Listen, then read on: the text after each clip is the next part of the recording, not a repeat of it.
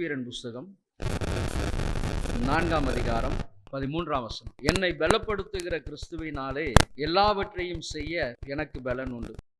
பிலிப்பு சபைக்கு பவுல் எழுதும் பொழுது கடைசியாக அவர் முடிக்கக்கூடிய அந்த தருணத்தில் எழுதுகிற ஒரு வார்த்தை, என்னை பலப்படுத்துகிற கிறிஸ்துவினாலே எல்லாவற்றையும் செய்ய எனக்கு பலன் உண்டு. தன்னுடைய குறைச்சல்கள், அந்த காரியங்களை எல்லாம் அவர் பார்த்து அவர் சொல்லுகிற காரியம், என் குறைச்சல்களை நான் இப்படி சொல்லுகிறதில்லை, ஏனெனில் எந்த நிலையிலும் நான் மனரமியமாய் இருக்க கற்றுக்கொண்டேன்.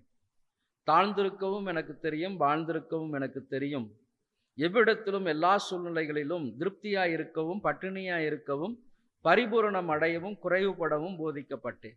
அந்த வார்த்தைகளை எல்லாம் அவர் சொல்லி அவர் சொல்லுகிறார், என்னை பலப்படுத்துகிற கிறிஸ்துவினாலே. வந்திருக்கிற கர்த்தருடைய ஜனமே, ஆமென், என்னை பலப்படுத்துகிற கிறிஸ்து. இப்போ நம்மை பலப்படுத்துகிற கிறிஸ்துவினால் எல்லா காரியத்தையும் செய்வதற்கு கர்த்தர் நமக்கு பலனை கொடுக்கிறார். இப்போ எப்பொழுது இந்த அனுபவத்திற்குள்ளாய் நம்ம வர முடியும்? பரிசுத்த ஆவியானவருடைய ஆளுகைக்குள்ளாய் நாம் வரும் பொழுது, பரிசுத்த ஆவியானவருடைய அபிஷேகத்தை நாம் பெற்றுக்கொள்ளும் பொழுது, பரிசுத்த ஆவியானவருடைய அபிஷேகத்தை ஆமென் பெற்று முழுவதுமாக நாம் கர்த்தருக்காக நிற்கும் பொழுது, இந்த ஆமென் அனுபவத்தை நாம் தைரியமாய் பெற்றுக்கொள்ள முடியும். என்னை பலப்படுத்துகிற கிறிஸ்துவினாலே எல்லாவற்றையும் செய்ய எனக்கு பலன் உண்டு.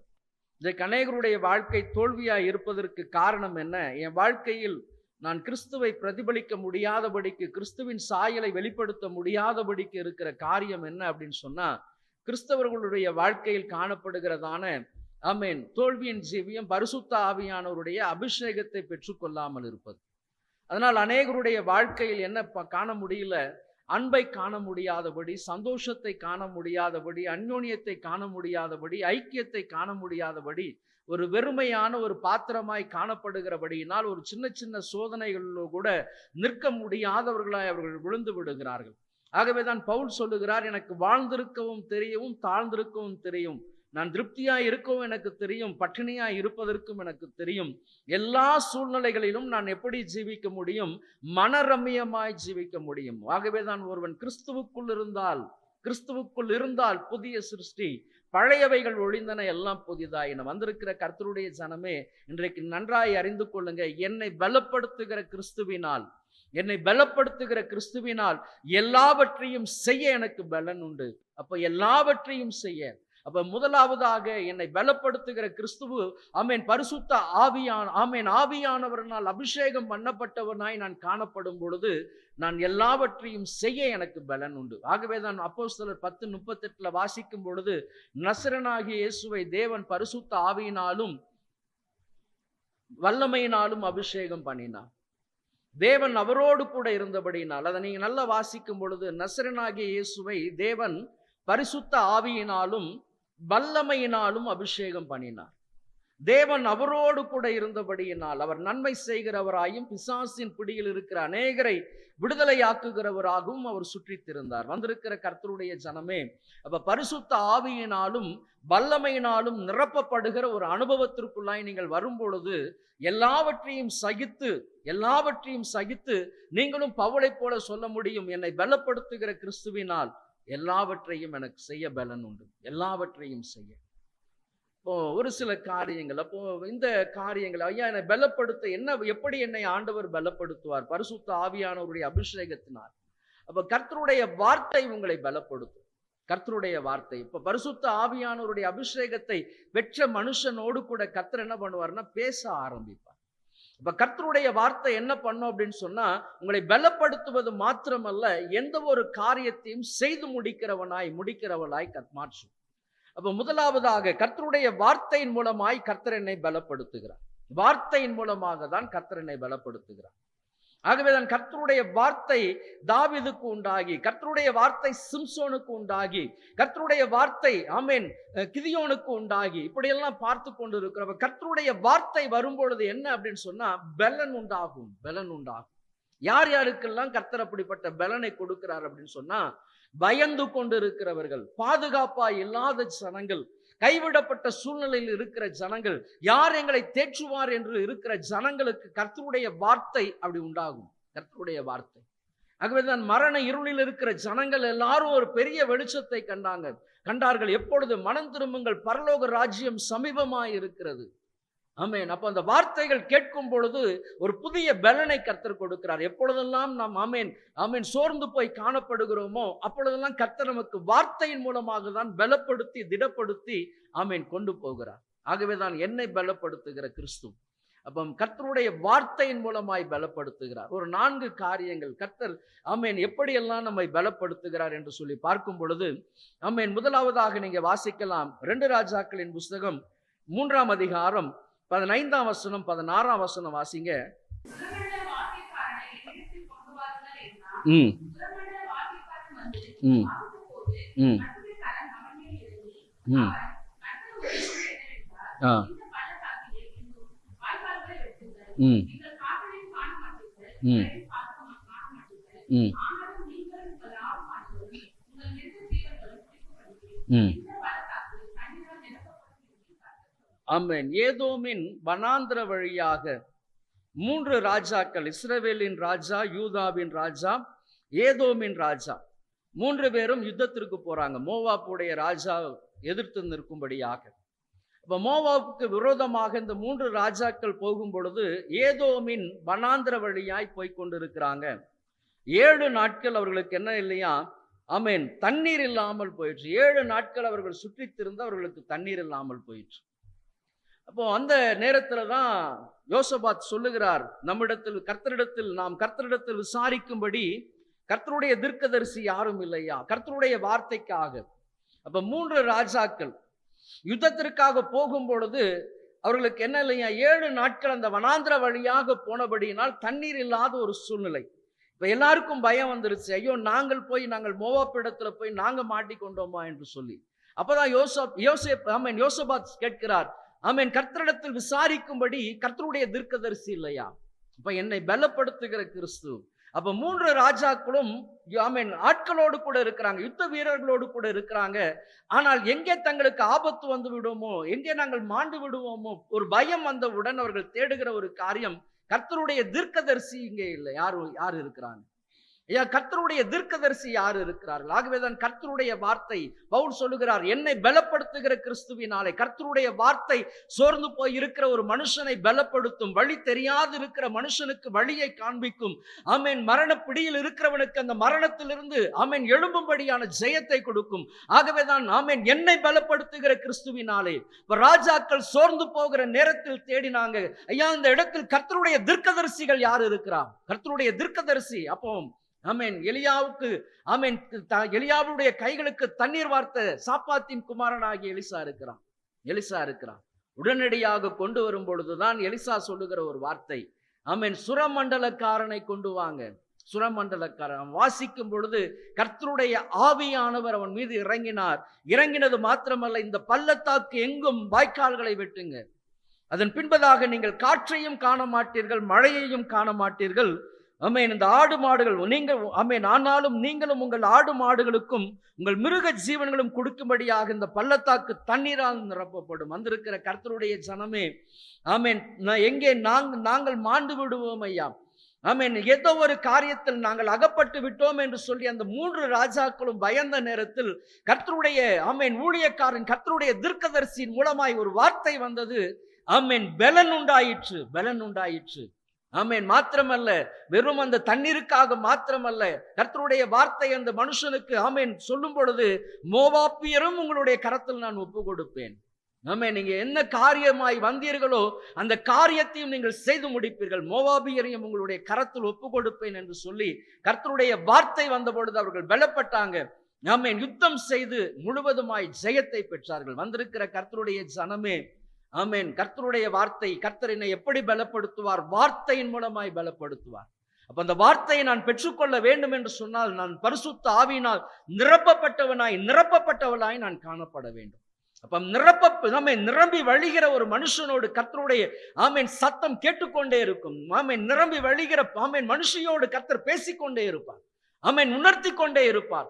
எந்த காரியமா இருந்தாலும் கர்த்தருடைய ஆவியானவர் ஆமென் பலப்படுத்தி நடத்துவார். அப்ப 3 ராஜாக்கள் பயந்து கொண்டு இருந்தாங்க, எங்களுக்கு என்ன சம்பவிக்கும் ஐயா? ஏதோமின் வனாந்திர வழியா நாங்க வந்திருக்கிறோம் ஐயா, ஆமென். தண்ணீர் இல்லாதபடி 7 நாட்கள் நாங்கள் சுற்றி இருக்கிறோம். எல்லாம் மாண்டு விடும், எல்லாம் மாண்டு விடும். எல்லா யுத்தத்தின் ஆமென் யுத்த மனுஷர்கள் எல்லாமே நாங்கள் மரித்து போய் விடுவோமே. பயந்து கொண்டிருந்த பொழுது கர்த்தருடைய வார்த்தை, இன்றைக்கு நீங்க பயந்து கொண்டு இருக்கலாம். ஐயா, என் குடும்பத்துக்கு என்ன சம்பவிக்கும், என் பிள்ளைகளுக்கு என்ன சம்பவிக்கும் ஐயா, பயந்து கொண்டு இருக்கலாம். கர்த்தருடைய வார்த்தை ஆமென் ஆமென். என்ன வார்த்தை? என்னை பலப்படுத்துகிற கிறிஸ்துவினாலே ஆமென் ஜெயம் எடுக்கும்படியான ஒரு வாழ்க்கை. ஆமென். அதிலிருந்து, அந்த பயத்திலிருந்து மேற்கொள்ளுகிற ஒரு வாழ்க்கை. ஆமென். பொல்லாத பிசாசை நீ என்னை மேற்கொள்ள முடியாது, என் குடும்பத்தை மேற்கொள்ள முடியாது. கர்த்தருடைய ஆவியானவர் என் மீது இருக்கிறார், என் மீது இருக்கிறார். நான் ஜெயம் எடுக்கும்படி அழைக்கப்பட்டிருக்கிறேன், நான் ஜெயம் எடுக்கும்படி அழைக்கப்பட்டிருக்கிறேன். ஐயா, இருளின் அந்தகாரத்தின் கிரியைகள் என்னை ஆமென் அழுத்திக் கொண்டு இருக்குது ஐயா. ஆமென். இருளின் அந்தகாரத்து ஆமென் கெட்ட சொப்பனம் மூலமா என் குடும்பத்தை பயமுறுத்தி கொண்டு இருக்கிறது. நீங்க தைரியமாய் சொல்லுங்க, பொல்லாத பிசாசை நீ மேற்கொள்ள முடியாது, கர்த்தருடைய ஆவியானவர் என் மீது இருக்கிறார், என்னை பலப்படுத்துகிற கிறிஸ்துவினால் எல்லாவற்றையும் செய்ய எனக்கு பலன் உண்டு. ஆமென். கிறிஸ்துவினால் எல்லாவற்றையும் நீங்க மேற்கொள்ள முடியும், எல்லாவற்றையும் ஜெயம் கொள்ள முடியும். காரணம் பரிசுத்த ஆவியானவருடைய அபிஷேகம். கர்த்தருடைய ஆவியானவருடைய ஆமென் அந்த வல்லமையை நீங்க பெற்றுக்கொள்ளும் பொழுது நிச்சயமாய் நீங்களும் சொல்ல முடியும். எப்படிப்பட்ட பிரச்சனைகள் வந்தாலும், போராட்டங்கள் வந்தாலும், ஐயா வழி தெரியாதபடி நீங்கள் தவித்திருந்தாலும், ஐயா என் மகனுக்கு என்ன காரியத்தை செய்யணும், என்ன வேலையை செய்யணும், அல்லது என் பிள்ளைகளுடைய படிப்பு காரியத்திற்கு என்ன காரியத்தை நான் சூஸ் பண்றது, எனக்கு ஒண்ணுமே தெரியலையே. கர்த்தர் ஆலோசனை கொடுக்கிறவர். ஆமென். ஆண்டவருடைய பாதத்தில் விழுந்து கிடங்க. நாம் கர்த்தரிடத்தில் விசாரிக்கும்படி ஒரு மனுஷன் இல்லையா, ஒரு தீர்க்கதரிசி இல்லையா? ஆமென். கர்த்தருடைய வார்த்தை. அப்போ முழங்கால் படியிட்டு கதறும் பொழுது கர்த்தர் பேசுவார். ஆண்டவர் பேசுகிற தேவன், நம்முடைய ஆண்டவர் பேசுகிற ஆமென் தேவன். ஆமென். நீங்க தவறான வழிக்கு போகும் பொழுது உணர்த்துகிறவர், நீங்க தவறான வார்த்தைகளை பிரயோகம் பண்ணும் பொழுது உணர்த்துகிறவர், தடுத்து நிறுத்துகிறவர். ஆமென். அந்த ஆண்டவர் உங்களோடு கூட பேசுவார். அப்போ ஆமென் ஆமென் மாறி ஆமென் வழி தெரியாதபடி யுத்தத்திற்கு போக ஆமென் கூடிய ஜனம் தண்ணீர் இல்லாதபடிக்கு வனாந்திர வழியாய் சுற்றித்திருந்த பொழுது கர்த்தருடைய வார்த்தை வந்தது, பலப்படுத்தினது, ஒரு ஜெயத்தை அவர்களுக்கு கொடுத்தது. உங்களுக்கும் வாழ்க்கையிலும் கூட கர்த்தர் பலன் கொடுப்பார். தடுமாறி கொண்டு இருக்கலாம், என்ன செய்யணும்னு தெரியலையா? இல்லை, கர்த்தர் உங்கள் தாகத்தை தணித்து உங்களுடைய வாழ்க்கையும் கூட கர்த்தர் கட்டி எழுப்புவார், உங்கள் குடும்பத்தையும் கூட கர்த்தர் அழகாய் கட்டி எழுப்புவார். ஆகவே சோர்ந்து போகாதீங்க. இரண்டாவதாக இன்னொரு காரியத்தை நீங்க வாசிக்கலாம். நியாயாதிபதிகளின் புஸ்தகம் 6ஆம் அதிகாரம் 1ஆம் வசனத்தை வாசிங்க.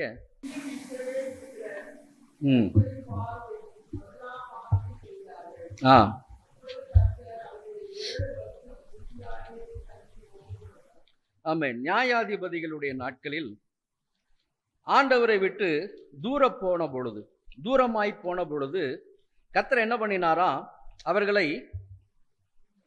எத்தனை வருஷம்? 7 வருஷம் அவர்களை என்ன பண்ணினாரா, மீதியானவருடைய கரத்தில் ஒப்பு கொடுத்தார். அப்போ இரண்டாவதாக என்னை பலப்படுத்துகிற கிறிஸ்து. அப்போ மீதியானியருடைய கரத்தில் அடிமைகளாய் ஆமென் ஒப்பு கொடுக்கப்பட்ட அந்த நாட்களில் ஆமென் யாரை தேடிக்கொண்டு இருந்தாங்க? ஐயா, எங்களுக்கு எப்படியாகிலும் ஒரு விடுதலை வேணும் ஐயா, விடுதலை வேண்டும், விடுதலை வேண்டும். இப்போ அடிமைகளாய் இருக்கக்கூடிய ஒரு ஜீவியம், அடிமைகளாய் இருக்கக்கூடிய ஜீவியம்.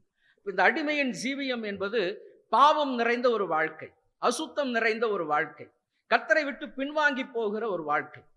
இன்றைய அந்த வாழ்க்கையில் இருக்கும் பொழுது, இந்த வாழ்க்கையில் இருக்கும் பொழுது ஆமென் நம்ம என்ன பண்ண முடியும் அப்படின்னு சொன்னா, உலகத்திற்கு மட்டும்தான் நம்ம என்ன பண்ண முடியும்? ஊழியம் செய்கிறவர்களாய் காணப்பட முடியும். அப்ப ஆண்டவருக்கு நம்ம எழும்பி நிற்க பலனே இல்லாதிருக்கக்கூடிய ஒரு சூழ்நிலை. காரணம் என்ன? ஆமென் அந்நிய காரியங்களை எல்லாம் சேகரித்து உலகத்தின் காரியங்களை எல்லாம் சேகரித்து உள்ளே வைக்கும் பொழுது அடிமைகளாய் மாறிப்போனாங்க. ஆகவேதான் 7 வருஷம் அவர்கள் என்ன பண்ணாங்களா, மீதியானவருடைய கரத்தில். ஏன்? கர்த்தரை விட்டு பொல்லாப்பான காரியங்களை செய்த பொழுது, பொல்லாப்பான காரியங்கள். இப்போ இரண்டாவது அனுபவம் எதை குறிக்கக்கூடியதுன்னா, இழிவான காரியங்கள், இழிவான காரியங்கள். அநேகருடைய கண்கள் இழிவை நோக்கி தான் போய் கொண்டிருக்கிறது. ஆடம்பரமான வாழ்க்கையை அதிகமாய் வாஞ்சிக்கிறாங்க. ஐயா, ஆடம்பரமாய் ஜீவிக்கணும், ஆடம்பரமாய் சுகபோகமாய் ஜீவிக்கணும். வேதம் சொல்லுகிறது, சுகபோகமாய் ஜீவிக்கிறவன் உயிரோடு கூட செத்தவன் என்று சொல்லி. அப்ப ஆடம்பரமான வாழ்க்கை, சுகபோகமான வாழ்க்கை, இப்படிப்பட்ட காரியங்கள் எல்லாம் இருக்கக்கூடாது. அப்படி இருந்தா எங்க போவோம் அப்படின்னு சொன்னா, நம்ம அறியாதபடிக்கு அந்த மீதியானவருடைய வாழ்க்கை தான். ஆமென். மீதியானருக்கு உலகத்திற்கு அடிமைகளாய் ஜீவிக்கக்கூடிய ஒரு அனுபவம். உலகத்திற்கு அடிமைகளா. இன்னைக்கு அநேகருடைய எண்ணங்கள் இப்படிதான்.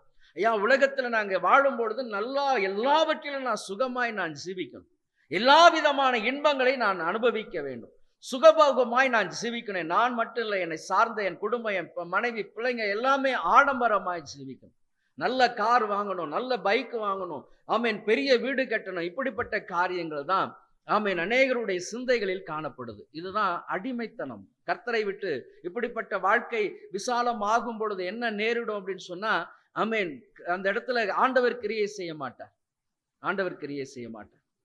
அப்போ ஆமேன், ஆண்டவரை விட்டு பின்வாங்கி கொண்டு போகிற ஒரு அனுபவம். அப்ப இப்படிப்பட்ட நேரத்துல தான் ஜனங்கள் எல்லாம் முறையிடுகிறார்கள், கர்த்தரை நோக்கி கூப்பிடுறாங்க. அப்பதான் பயந்து போரடித்து கொண்டிருந்த ஒரு மனுஷன். அப்ப கர்த்தர் ஆமேன் என்னை எப்படி பலப்படுத்துவார்? ஆமேன். அப்ப மீதியானவருடைய கரத்துல நான் சிறையிருப்புல இருக்கும் பொழுது, அவனுடைய ஆமேன் கரத்துல அடிமையா இருக்கும் பொழுது, ஆமேன், கர்த்தருடைய தூதனானவர் யாரை பார்த்து கூப்பிட்டாரா?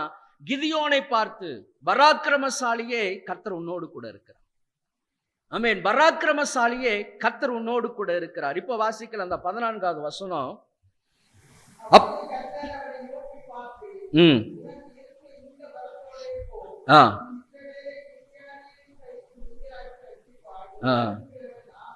ஆமேன், யாரை பார்த்து சொன்னார்? பயந்து போரடித்துக் கொண்டிருந்த கிதியோனை பார்த்து.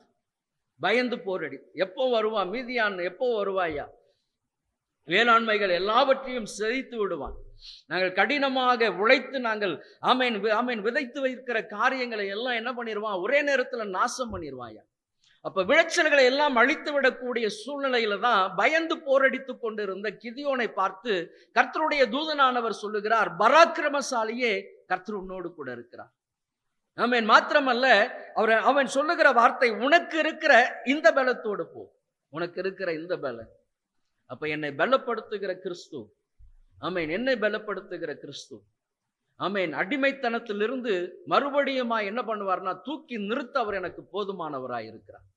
ஒருவேளை இன்னைக்கு கிறிஸ்துவை விட்டு பின்வாங்கி போயிருக்கலாம். ஐயா, என்னுடைய ஜப வாழ்க்கையில நான் குறைவுபட்டு இருக்கிறேன், உபவாசத்துல குறைவுபட்டு இருக்கிறேன், வேத வாசிப்புல நான் குறைவுபட்டு இருக்கிறேன். ஐயா, ஒரு மீதியானுடைய சிறையிருப்பில் இருப்பது போல என்னுடைய வேளாண்மைகள், என்னுடைய வேத அறிவுகளை நான் இழந்து கொண்டிருக்கிறேன், தரிசன பார்வைகளை நான் இழந்து கொண்டிருக்கிறேன். ஐயா, ஆமேன், நம்முடைய சத்தத்தை கேட்கிற செவிகள் இன்றைக்கு மந்தமாய் போய்கொண்டிருக்குது. ஐயா, அப்ப இப்படிப்பட்ட ஆமேன் ஆமேன் ஜீவியத்திற்கு நேராக போகும் பொழுது, ஆமேன், ஆண்டவர் சொல்லுகிற, கர்த்தருடைய தூதனானவர் சொல்லுகிற வார்த்தை என்ன?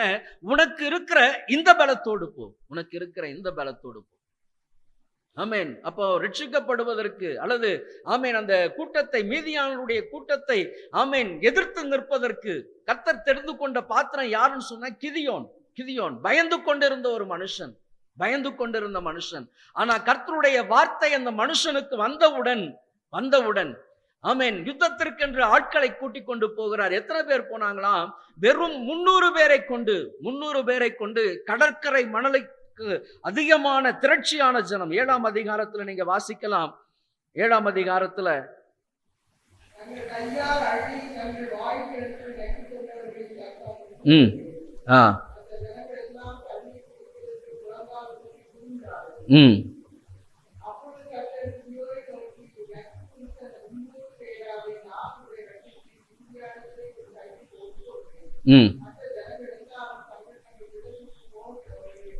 ஆமென்.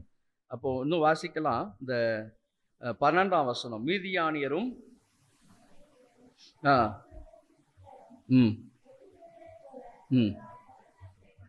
ஆமென் நக்கி குடித்த வெறும் 300 பேரை கொண்டு எத்தனை ஆமென் ஆட்களை, ஆமென் எத்தனை நபர்களை அவங்க சமாளிக்கிறாங்க? எத்தனை கூட்டத்தார்? மீதியானியர், அமலேக்கியர், சகல கிழக்கத்தி புத்திரர், வெட்டுக்கிளிகளைப் போல திரளாய் பள்ளத்தாக்கில் படுத்து கிடந்தார்கள். அவருடைய ஒட்டகங்களுக்கு கணக்கில்லை. கடற்கரை மணலை போல இருந்தவங்கள எத்தனை பேரு? வெறும் 300. ஆமேன், 300 பேர் தான். வெறும் 300 பேரை கொண்டு வந்திருக்கிற கர்த்தருடைய ஜனமே, கூட்டம் கர்த்தருடைய பார்வையில பெருசு கிடையாது. ஆமேன். உங்களுக்கு விரோதமாய் ஆயிரமான ஜனங்கள் எழும்பலாம், அநேக சத்துருக்கள் எழும்பலாம். கூட்டத்தை பார்த்து பயந்து விடாதீங்க. வெறும் 300 பேரை கொண்டு கர்த்தர் ரத்தம் பண்ணி போட்டார். வெறும் 300 பேரை கொண்டு. ஆமென். இன்றைக்கும் கூட மீதியானவருடைய கரத்தில் அடிமைகளாய் இருந்தாலும் கர்த்தருடைய தூதனானவர் பயந்து போரடித்துக் கொண்டிருந்த கிதியோனை தெரிந்து கொண்டது போல கர்த்தர் உங்களை தெரிந்து கொண்டிருக்கிறார். ஆமென். உங்களை தெரிந்து கொண்டிருக்கிறார். காரணம் என்ன? எழும்பி பிரகாசிக்கும்படியாக. ஆமென். கர்த்தர் உங்களை கொண்டுதான் கர்த்தர் பயங்கரமான காரியங்களை செய்ய போகிறார். இன்னைக்கு நீங்க நினைக்கலாம், ஐயா எனக்கு ஒன்றுமே தெரியாத. இல்ல, ஒண்ணும் இல்ல. உனக்கு இருக்கிற இந்த பலத்தோடு போ. நீங்க செய்ய வேண்டியது, ஆமென், உங்களுக்கு இருக்கிற ஆமென் பலத்தோடு நீங்க எழுந்து நின்றா போதும். மற்ற காரியங்களை எல்லாம் கர்த்தர் பார்த்துக் கொள்வார். ஆமென். கிதியோன் போரடித்துக் கொண்டிருந்த ஒரு மனுஷன். ஆனா கர்த்தருடைய வார்த்தை வந்த பொழுது அவன் அந்த வார்த்தையை ஆமென் அப்படியே ஏற்றுக்கொண்டான். அந்த வார்த்தையை வாழ்க்கையின் அனுபவத்திற்கு கொண்டு வந்தான். கர்த்தர் ஜெயத்தை கொடுத்தார். கடற்கரை மணலை போல ஜனங்கள் இருந்தாங்க. ஆனா எல்லாரையும் ஆமென் அவன் கொன்று போட்டான். வந்திருக்கிற கர்த்தருடைய ஜனமே, இதுதான் கர்த்தர் உங்களுக்கு கொடுக்கக்கூடிய ஒரு பெரிய காரியம். ஆமென். கர்த்தருடைய ஆமென் என்னை பலப்படுத்துகிற கிறிஸ்துவினால் நானும் கூட என்ன பண்ண முடியும்? ஒரு சேனைக்குள் பாய முடியும். அது எத்தனை ஆயிரம் ஆமென் ஜனங்கள் எனக்கு விரோதமாய் எழும்பி இருந்தாலும் கர்த்தர் என்னை கொண்டு என்ன செய்ய வேண்டும் அந்த காரியத்தை செய்து முடிக்கிற வரை ஆமென் அவர் ஓயவே மாட்டார். ஆமென். அப்ப இரண்டாவதாக நீங்க செய்ய வேண்டிய காரியம் என்ன பண்ணணும்? கீழ்ப்படிய ஒப்பு கொடுங்க. கீழ்ப்படிய ஒப்பு கொடுங்க. ஒன்னு, கர்த்தருடைய வார்த்தையை அறிவிக்கும்படி தீர்க்கதரிசியை தேடினான். கர்த்தருடைய வார்த்தை வந்தது, ஜெயம் பெற்றார்கள். இரண்டாவதாக கீழ்ப்படியும் பொழுது, கர்த்தருடைய சத்தத்திற்கு நீங்கள் செவி கொடுக்கும் பொழுது, கொஞ்சம் கிதியோன் மாத்திரம் கொஞ்சம் பயந்து பின்வாங்கி இருந்தால் ஆமென் இந்த காரியம் வேதத்தில் எழுதப்பட்டிருக்காது. ஆனா கிதியோன் சொன்ன வார்த்தையின்படியே, அப்ப அவனுடைய இருதயம் எப்படி காணப்பட்டது? எங்கள் பிதாக்கள் எங்களுக்கு விவரித்து சொன்ன அவருடைய அற்புதங்கள் எல்லாம் எங்கே போயிற்று? அவனுடைய இருதயம் ஆண்டவருக்குள்ளாக பற்றி எறிந்து கொண்டே இருந்தது. ஐயா, எகிப்து தேசத்தின் அடிமைத்தனத்திலிருந்து எங்களை மீட்டு கொண்டு வந்த கர்த்தருடைய அந்த கர்த்தர் எங்கே போனார்? ஐயா, அந்த யெகோவா தேவன் எங்கே போனார்? நாங்கள் ஆமென் அந்த யெகோவா தேவனை விட்டுவிட்டபடியினால் இன்றைக்கு நாங்கள் அடிமைகளாய் ஜீவித்துக் கொண்டிருக்கிறோம். அவர் எங்களுக்கு செய்த அந்த அற்புதங்கள் எங்கே? செங்கடலை இரண்டாக பிளந்து யோர்தானை பின்னிட்டு போக செய்து எங்களை இந்த கானான் தேசத்திற்குள்ளாய் கொண்டு வந்த அந்த கர்த்தர் எங்கே போனார்? அந்த தெய்வம் எங்கே போனது? அவனுடைய இருதயம் அந்த கேள்வியை கேட்டுக்கொண்டே இருந்தது. மறுபடி அந்த வார்த்தைகள் வந்து கொண்டே இருந்தது. அந்த யெகோவா தேவன் எங்கே போனார் ஐயா? ஆகவேதான் கர்த்தர் கிதியோனை தெரிந்து கொண்டார். அந்த வார்த்தைகள் மறுபடி. ஆகவேதான் இன்றைக்கு நம்முடைய தேசத்தை பார்க்கும் பொழுது, அலங்கோலங்களை பார்க்கும் பொழுது, ஆண்டவரே நீர் யாரையாகிலும் அனுப்பி என் தேசத்தை சீர்படுத்த கூடாதா? ஆமென், சுத்திகரிக்க கூடாதா? என் சபைகளுக்குள்ளாய் குடும்பத்திற்குள்ளாய் ஒரு பெரிய பரிசுத்தம் வரக்கூடாதா? எந்த ஒரு மனுஷனுடைய இருதயம் அழுது கொண்டிருக்கிறதோ, புலம்பிக் கொண்டிருக்கிறதோ, கர்த்தர் அந்த மனுஷனை அந்த மனுஷியை கொண்டுதான் கர்த்தர் சுத்திகரிப்பார், சுத்தப்படுத்துவார், மறுரூபப்படுத்துவார். அவர்கள் மூலமாக தான் பெரிய காரியங்களை செய்வார். ஆமென். ஆகவேதான் என்னை பலப்படுத்துகிற கிறிஸ்து. எல்லா சூழ்நிலைகள், எந்த சூழ்நிலைகள் வந்தாலும் கர்த்தர் ஒரு மனுஷனை கொண்டு பராக்கிரமமான காரியத்தை செய்ய முடியும். ஆமென். ஆகவேதான் பராக்கிரமசாலியே கர்த்தர் உன்னோடு கூட இருக்கிறார். இரண்டாவது அனுபவம். மூன்றாவதாக இன்னொரு காரியத்தை நீங்க வேதத்தில் வாசிக்கலாம். எசேக்கியேல் தீர்க்கதரிசியின் புஸ்தகம் 37ஆம் அதிகாரம் அந்த 2-3 வசனங்கள் வாசிங்க.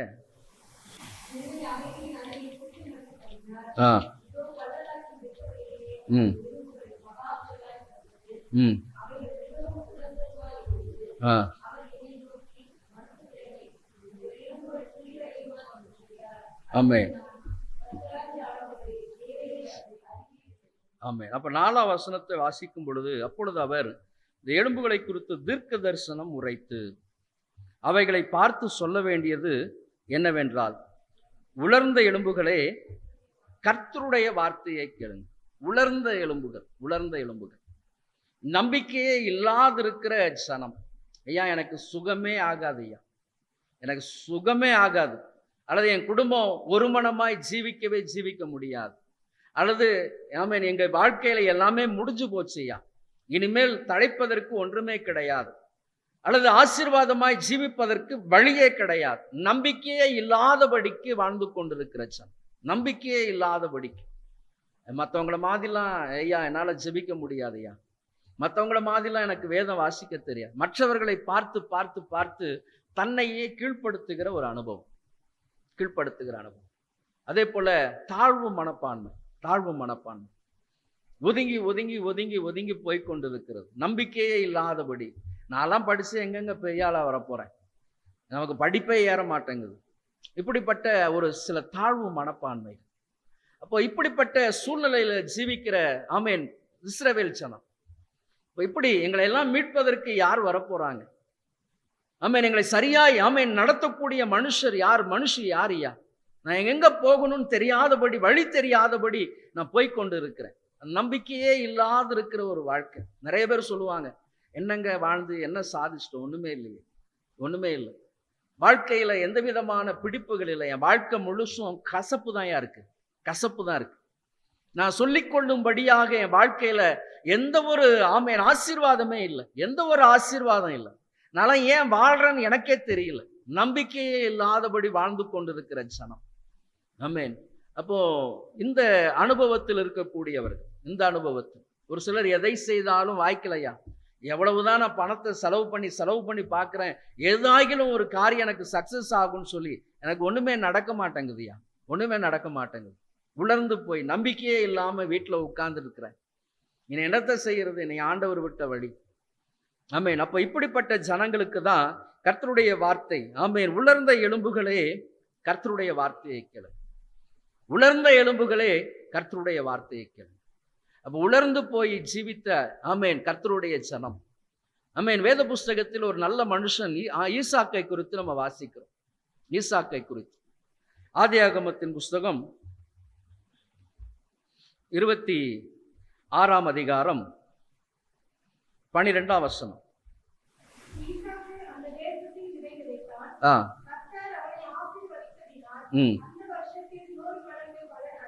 ஆமென். ஈசாக்கு அந்த தேசம், அவன் இருந்த தேசத்தில், அவனுடைய தகப்பன் இருந்த பொழுது வந்த ஒரு பஞ்ச நாட்கள் யாருடைய நாட்களில் வந்ததான்? 15ஆம் வசனம் வாசிங்க.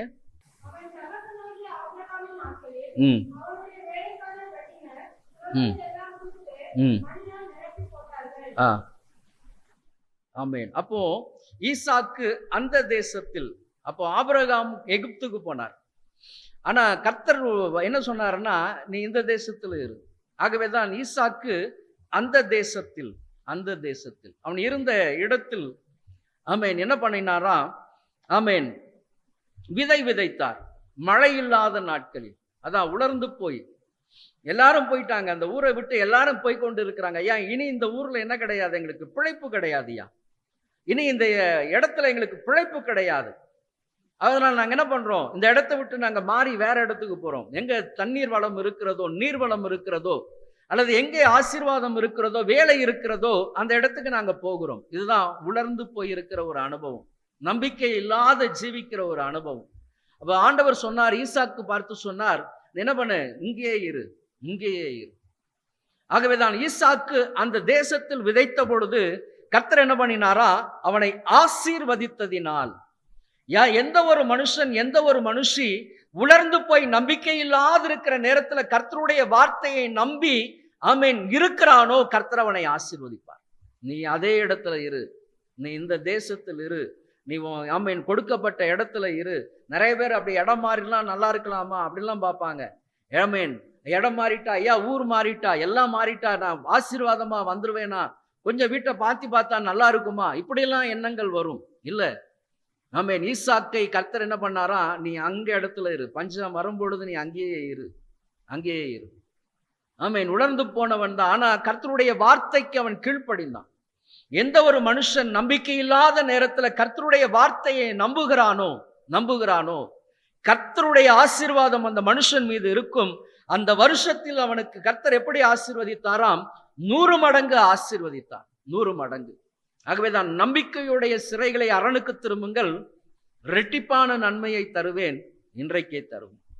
அப்ப எந்த ஒரு மனுஷன், அப்ப உலர்ந்து போயிருக்கிற கர்த்தருடைய ஜனம், ஐயா பஞ்சம், ஐயா எங்களை சுற்றி எல்லாமே பஞ்சம் தான், ஆமென் எல்லாமே வறட்சி தான், ஒன்றுமே கிடையாது. இல்ல, இருங்க, கர்த்தருடைய வார்த்தை வருகிற வரைக்கும் இருங்க. அப்ப உலர்ந்த எலும்புகளை பார்த்து என்ன சொன்னார்களாம்? ஆமென் இதோ நான் உங்களுக்கு ஆமென் உங்களுக்குள் ஆவியை பிரவேசிக்க பண்ணுவேன், அப்பொழுது உயிரடைவீர்கள். ஆமென் நான் உங்கள் மேல் நரம்புகளை சேர்த்து உங்கள் மேல் மாம்சத்தை உண்டாக்கி உங்களை தோலினால் மூடி உங்களில் ஆவியை கட்டளையிடுவேன், அப்பொழுது நீங்கள் உயிரடைந்து நான் கர்த்தர் என்று அறிந்து கொள்வீர்கள். அப்போ ஒரு 4 காரியம் அந்த காரியத்தில் அந்த இடத்துல சொல்லப்பட்டிருக்கு. ஆமென் அவர் ஆவியை பிரவேசிக்க பண்ணும் பொழுது நீங்கள் என்ன பண்ணுவீங்களா? உயிரடைவீர்கள். அப்ப நம்பிக்கையான வார்த்தைகள் வரும் பொழுது, நிச்சயமாக கர்த்தர் உனக்கு வீட்டை கட்டுவேன் என்று சொல்லும் பொழுது ஒரு நம்பிக்கை, நிச்சயமாகவே நான் உன்னை ஆசீர்வதிப்பேன் உலர்ந்து போய் இருக்கிற இடத்துல நம்பிக்கை, நிச்சயமாய் கர்த்தர் உனக்கு ஒரு வீட்டை கட்டி எழுப்புவார் நம்பிக்கை, நிச்சயமாய் கர்த்தர் உன்னுடைய ஆமேன் வியாபாரத்தை பெருக பண்ணுவார், உன்னை ஆசீர்வதிப்பார், உன் குடும்பத்தில் ஆமேன் இப்படிப்பட்ட நன்மைகள் உண்டாகும், தடைகள் எல்லாம் விலகும். அந்த வார்த்தைகள் வரும் பொழுது என்ன உண்டாகும்? நம்பிக்கை உண்டாகும், துளிர் உண்டாகும். ஐயா ஒண்ணுமே இல்லை, ஒரு துளிர் வந்திருக்கு ஐயா, ஒரு துளிர் வந்திருக்கு. நம்பிக்கை, நம்பிக்கை. அந்த நம்பிக்கை வரும் பொழுது ஆமேன் உயிரடைந்து அதன் பின்பதாக நரம்புகளை சேர்த்து. அப்போ நரம்புகள் இல்லை அப்படின்னு சொன்னா மனுஷனுடைய செயல்பாடுகள் என்ன இருக்காது? ஒன்றுமே இருக்காது. அப்போ உயிரடைஞ்சா போதாது ஐயா, உயிரடைஞ்சா போதாது, ஒரு நம்பிக்கை வந்துட்டா போதாது. நான் என்ன பண்ணணும்? செயல்படணும். கர்த்தருடைய வார்த்தை வரும் பொழுது நான் என்ன பண்ணணும்? செயல்படணும். ஈசாக்கு விதை விதைத்தார், கர்த்தருடைய வார்த்தை வந்தது, விதைத்தார். அவர் உட்கார்ந்து இல்ல, விதைத்தார். ஆகவேதான் என்னை பலப்படுத்துகிற கிறிஸ்து, அவருடைய வார்த்தை எனக்கு வரும் பொழுது நான் என்ன பண்ணணும்? உலர்ந்து போய் இருந்தாலும் நான் என்ன பண்ணணும்? அந்த வார்த்தையை நம்பி செயல்படணும். நரம்புகள் இல்லைன்னா மனுஷன் என்ன பண்ண முடியாது? செயல்பட முடியாது. அநேகருக்கு பக்கவாதம் வரும். காரணம் என்ன? நரம்புகள் செயல்படலை அப்படின்றதுனால அந்த கை கால் இழுத்து கொள்ளும். அப்ப நரம்புகள் என்பது செயல் அனுபவம். கர்த்தருடைய வார்த்தை வந்துட்டு உட்காரக்கூடாது. அந்த நரம்புகள் செயல்படுத்தும்படியாக உங்களுக்குள்ளா இருக்கிற பரிசுத்த ஆவியானவர் என்ன பண்ணுவார்னா ஏவ துவங்குவார். ஆமென். செயல்படும்படியாக இந்த வார்த்தையின்படி நீ என்ன பண்ணு? செயல்படு.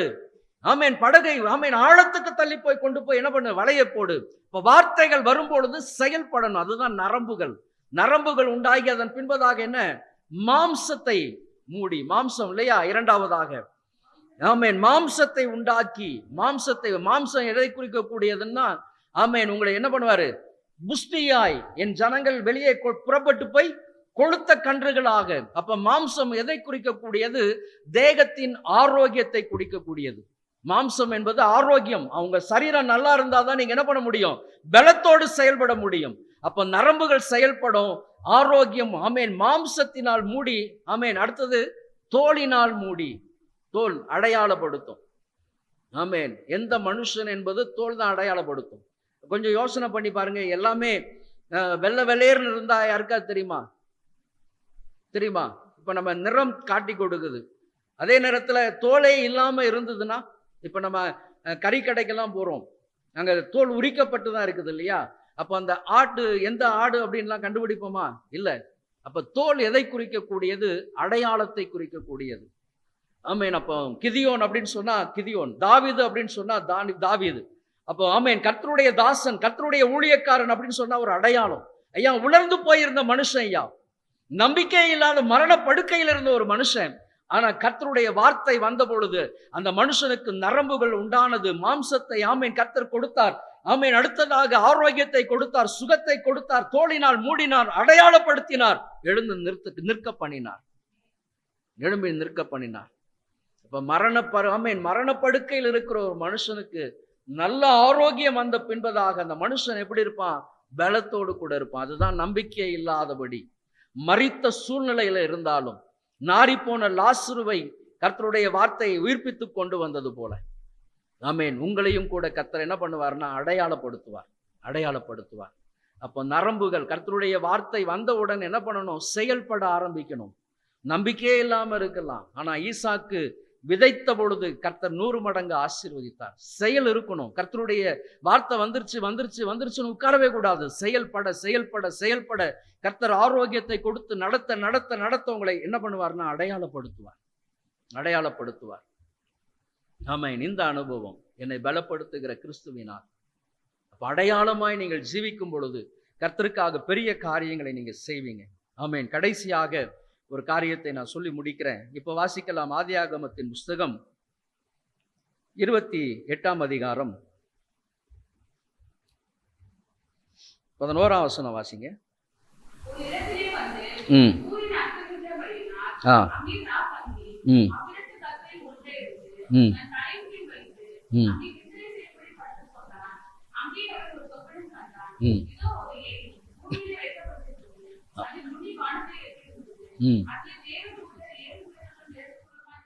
போதும். முதல் காரியம், வழி தெரியாதபடிக்கு. ஆமென். சுற்றி கொண்டு இருந்தவங்களுக்கு கர்த்தருடைய வார்த்தை வந்தது. வந்தது மட்டும் இல்ல, அவர்கள் மோவாப்பை மேற்கொண்டார்கள். இரண்டாவது கிதியோன், கர்த்தர் ஜெயத்தை கொடுத்தார், பெரிய ஜெயத்தை கொடுத்தார். மூன்றாவதாக உலர்ந்த எலும்புகள், நம்பிக்கை இல்லாத ஒரு வாழ்க்கை துளிர்க்கும்படியாய் கர்த்தர் செய்வார், அடையாளப்படுத்துவார். கடைசியாக யாக்கோபு. யாக்கோபுக்கு ஏசா எப்போ கொன்று போடுவான்னு தெரியாது. அவன் இருதயத்துல நினைச்சத ரெபேக்கா கண்டுபிடிச்சிட்டான்.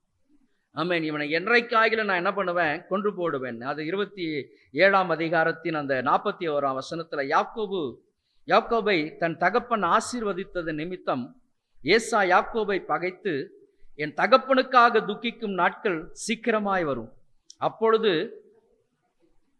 யாக்கோபை இருதயத்தில் சொன்னதை யார் கண்டுபிடிச்சிட்டா? 42ஆம் வசனம்.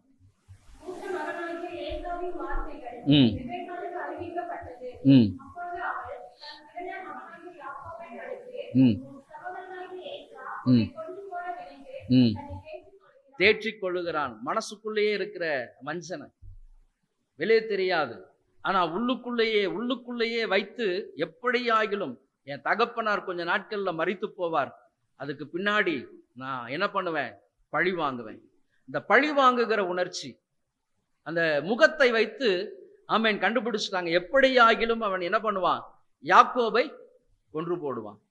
அப்போ ஒரு மரணம் சூழ்ந்து கொண்டிருந்த நேரத்தில் வேதத்தில் வாசிக்கும் பொழுது நீங்க வாசிக்கலாம், 28:7 நீங்க வாசிங்க.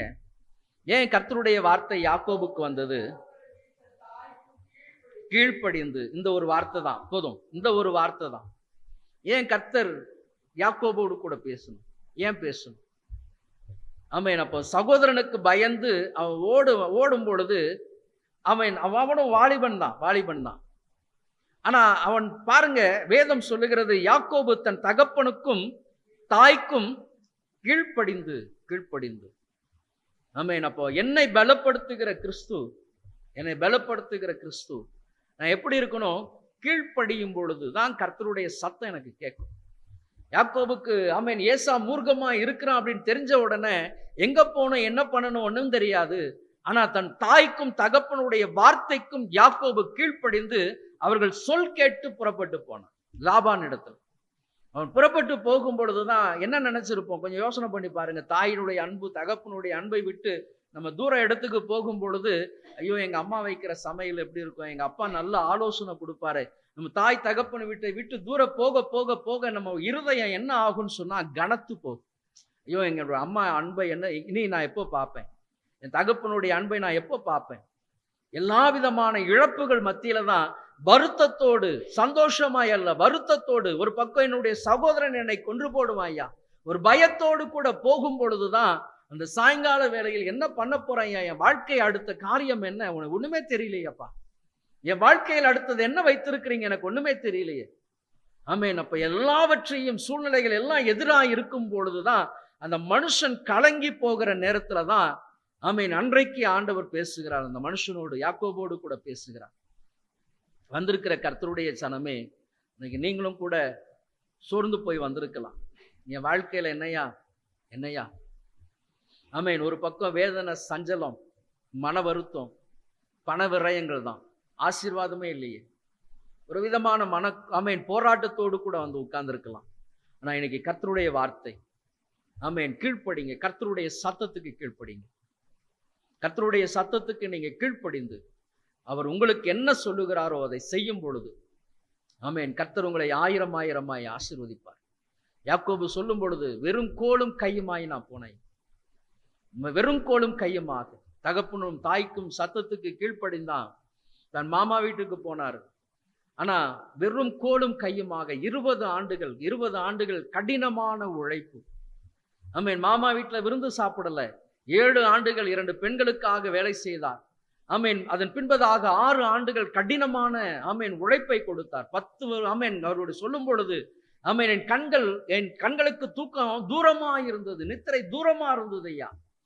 ஆமென். எல்லாம் என்னென்ன காரியங்கள் உண்டோ எல்லா காரியத்தையும் இழந்து 20 ஆண்டுகள் கடினமாக உழைத்தார். ஆகவேதான் அவரால் சொல்ல முடிந்தது, வெறும் கோலும் கையுமாய் போன கர்த்தர் என்னை 2 பரிவாரத்தோடு கூட வரும்படியாக. காரணம் என்ன அப்படின்னு சொன்னா, கர்த்தர் சொன்ன அந்த வார்த்தை, நீ போ, ஆமென், நான் உன்னோடு கூட இருந்து நீ போகிற இடத்துல எல்லாம் உன்னை காத்து உன்னை இந்த தேசத்துக்கு திரும்பி வர பண்ணுவேன். நான் உனக்கு சொன்னதை செய்யும் அளவும் நான் உன்னை கைவிடவும் இல்லை, நான் உன்னை கைவிடுவதில்லை. அப்போ அவர் சொன்ன ஒரு காரியம் பார்த்தீங்க அப்படின்னு சொன்னா, ஆமென், 20ஆம் வசனம் கொஞ்சம் வாசிங்க.